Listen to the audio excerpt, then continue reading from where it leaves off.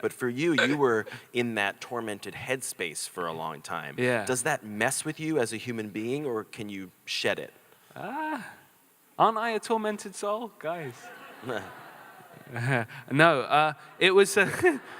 It's how do I even? It was what it was a process of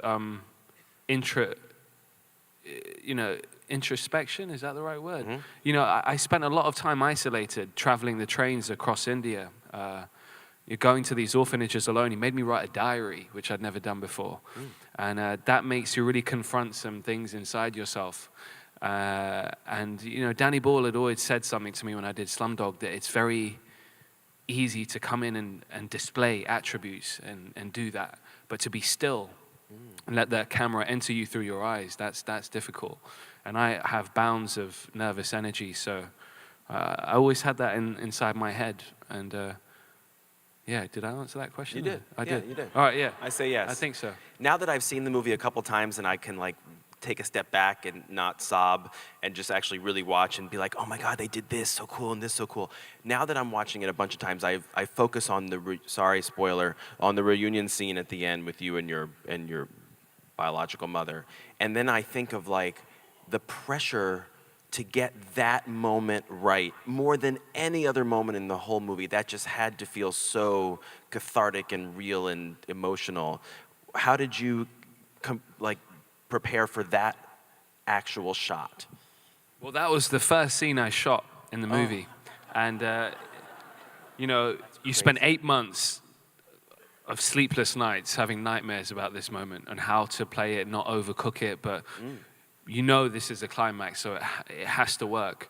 And then I flew to India 3 weeks early to watch this magnificent little pocket rocket, which is Sunny Dilip Pawar, who begins the film. And you know, everyone on set threw you 3 weeks to go till the big day, and then it's like you got 2 weeks to go, a couple of days to go, and I'm like, oh, thank you, no pressure then. And we were in a really isolated space in India, and the only person I could really interact with was Priyanka, the woman who played the mother. And we really became very close, and every night after she'd finished filming, we'd have dinner together and talk about life and whatever. And Garth, a week before that shot, he said, you're no longer allowed to spend any time together. I want you alone. And he kind of starved us of this friendship, this energy. And the day we shot that, I experienced it as the scene as the audience did. The only capable English language speaker in that village was a man that I pull out this little picture of when I was a child, and I'm looking for my brother, my mother. I used to live here. And he's like, you know, 1 second, and then he walks off, and I follow him around this village. And everything was sacred, and you know, I was touching the walls, and it was to spark a nostalgic emotion.